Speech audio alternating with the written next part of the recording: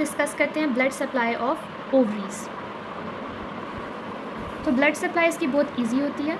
First of all हमारे पास ovaries को supply करने के लिए ओवेरियन आर्टरीज होती हैं। ओवेरियन आर्टरी डायरेक्ट ब्रांच होती है एब्डोमिनल एओर्टा की। तो एब्डोमिनल एओर्टा से L1 के लेवल के ऊपर किडनीज़ के लिए जो आर्टरीज़ की ब्रांचेस निकल रही हैं उन्हें रीनल आर्टरीज़ कहते हैं। और बिल्कुल उससे थोड़ा सा नीचे हमारे पास कुछ आर्टरीज़ की ब्रांच निकलती है जिसको हम लोग कहते हैं ovarian arteries in case of females and testicular artery in case of males. तो this is the ovarian artery. तो ये ही ओवेरियन आर्टरी जाती है और जाके सप्लाई करती है ओवरीज़ को।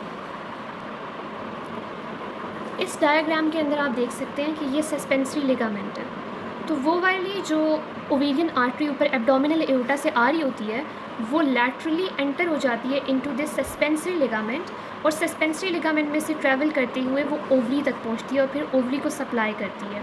इसके साथ वो यहाँ पे ख़त्म नहीं होती बल्कि वो आगे फर्दर कंटिन्यू होती है मीडियली और वो इस ये वाला जो हमने लिगामेंट पढ़ा था जिसको हम मीज़ो ओवेरियन कहते हैं वो इसमें से ट्रैवल करती है। और यहाँ पे हमारे पास क्योंकि दिस इज़ यूट्रस तो यूट्रस को भी एक आर्टरी सप्लाई कर रही होती है जिसको हम लोग यूट्राइन आर्टरी कहते हैं। तो वो जो ओवेरियन आर्टरी आ रही होती है लाइक अगर हम ये कहते हैं कि ये ओवेरियन आर्टरी सस्पेंसरी लिगामेंट से आएगी, ओवरीज़ को सप्लाई करते हुए ये आगे चली जाएगी और ये इस मीज़ो ओवेरियन में से पास करती है। यहाँ पे हमें पता है कि यूट्राइन आर्टरी भी है तो यूट्राइन आर्टरी भी फर्दर इसमें से ट्रैवल करती है मीज़ो ओवेरियन में और यहाँ पे आके ये दोनों एक दूसरे के साथ क्या करती हैं, एनास्टेमोस करती हैं। ओवेरियन आर्टरी यूट्राइन आर्टरी के साथ एनास्टेमोसिस करती है और ये यूट्राइन आर्टरी जाके ओवरीज़ को भी सप्लाई करती है। तो इसका मतलब ये हुआ कि अगर किसी भी प्रोसीजर या किसी भी डिज़ीज़ के रिज़ल्ट में अगर ब्लड सप्लाई ओवरीज़ की लॉस्ट हो जाए ओवेरियन आर्टरी की ब्लॉकेज की वजह से तो यूट्राइन आर्टरी ओवरीज़ को ब्लड सप्लाई करेगी। सिमिलरली अगर यूट्राइन आर्टरी के अंदर कोई ब्लॉकेज आ जाती है तो एनास्टेमोसिस की वजह से जो ओवेरियन आर्टरी है वो आके यूट्रस को आके ब्लड सप्लाई करेगी। अगर हम यूट्राइन आर्टरी को फर्दर डिस्कस करें तो हमें पता है कि ये एब्डोमिनल एओर्टा के आगे आती है। एब्डोमिनल एओर्टा आ रहा है, एब्डोमिनल एओर्टा डिवाइड हो जाता है into common iliac, common iliac further divide होती है into external iliac and internal iliac. तो this is the internal iliac artery. Internal iliac artery की ही ब्रांच होती है जिसको हम लोग कहते हैं यूट्राइन आर्टरी। तो uterine artery is the branch of internal iliac artery. यही यूट्राइन आर्टरीज़ और भी ब्रांचेस देती है, विजाइना को भी देती है, यूट्रस को देगी, यूट्राइन ट्यूब्स को देती है, इवन ओवरीज को देती है। और क्योंकि ये मीज़ो ओवेरियन ब्रॉड लिगामेंट की ही एक उसका ही एक स्ट्रक्चर होता है तो यहाँ ब्रॉड लिगामेंट के अंदर जितने भी स्ट्रक्चर्स होंगे उनको भी सप्लाई करेगी। बेसिकली ब्रॉड लिगामेंट एक ऐसी पेरिटोनियम की फोल्ड होती है जो यूट्रस के साथ अटैच्ड होती है और उसके अंदर ये सारा स्ट्रक्चर आ जाते हैं। तो this is the broad ligament और ब्रॉड लिगामेंट के अंदर ही हमारे पास मीज़ो ओवेरियन भी आता है। सो ब्रॉड लिगामेंट के स्ट्रक्चर्स को भी ये सप्लाई करेगी। अगर हम लोग वीनस रिटर्न की बात करें तो यूट्राइन आर्टरी का वीनस रिटर्न यूट्राइन वेन के थ्रू होता हुआ इंटरनल आइलियक वेन में जाएगा और फिर इस तरह से वो इंटरनल आइलियक वेन से इंफीरियर वेना कैवा के अंदर ड्रेन हो जाएगी। और हमारे पास जो ओवरीज़ का वीनस रिटर्न है वहाँ से कुछ वेन्स निकलती हैं जो कि एक प्लेक्सेस बनाती हैं जिनको हम पेम्पिनीफॉर्म प्लेक्सेस ऑफ वेन कहते हैं और ये फिर आगे कंटिन्यू होती हैं और जब ये पैल्विक इनलेट तक पहुँचती हैं तो ये वहाँ पे जाके एक सिंगल वेन बना देती हैं जिसको हम ओवेरियन वेन कहते हैं और फिर ये ओवेरियन वेन जाके ड्रेन होती है। अच्छा, ये डायरेक्टली इंफीरियर वेना कैवा के अंदर ड्रेन नहीं होती, इंस्टेड ये लेफ़्ट रीनल वेन के अंदर ड्रेन होगी और फिर लेफ़्ट रीनल वेन उसको लेके जाती है इंफीरियर वेना कैवा के अंदर। तो ये किस तरह से होता है हम लोग इसको एक डायग्राम के थ्रू देखते हैं।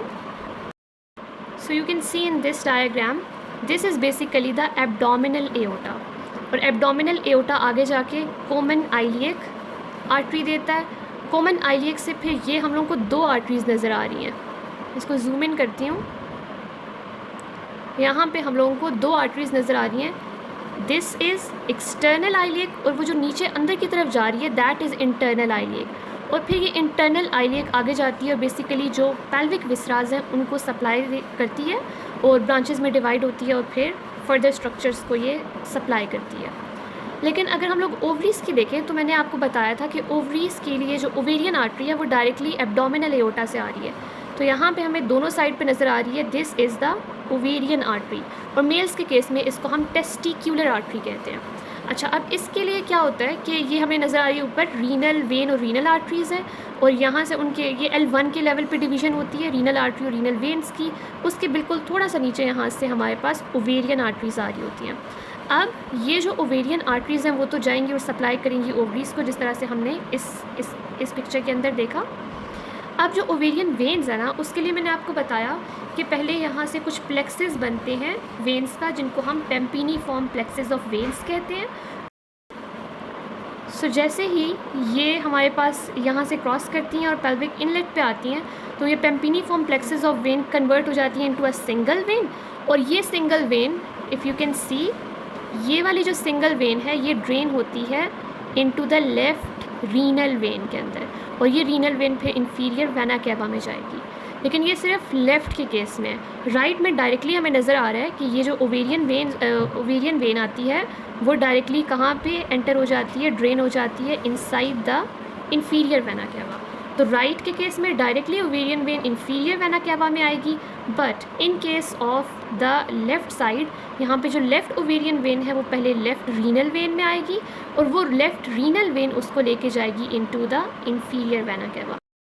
अगर हम लोग लिम्फेटिक ड्रेनेज की बात करें तो वी नो कि ओवेरियन आर्टरीज़ और ovarian when directly abdominal aorta और इंफीरियर वेना कैवा के अंदर आती हैं। तो यहाँ पे ये जो इनके लिम्फेटिक्स हैं वो भी ट्रेवल करते हैं, और वो कहाँ तक आते हैं, in the pre aortic and lateral aortic lymph nodes के अंदर। तो जो इनकी लिम्फेटिक्स है वो पास होके into the pre aortic and lateral aortic lymph nodes के अंदर ट्रेवल करती है। नर्व सप्लाई की अगर हम बात करें तो नर्व सप्लाई दो तरह की होती है, one is sympathetic and other is parasympathetic. तो जो सिंपैथेटिक होती है उसके अंदर कौन कौन सी डिविजन्स आती हैं, T10 and T11। This is the sympathetic division जो कि वेजो कंस्ट्रिक्शन करवाएगी, और फिर हमारे पास एक पैरासिम्पैथेटिक डिवीज़न आती है और उसकी लिम्फेटिक्स होती हैं S2 to S4।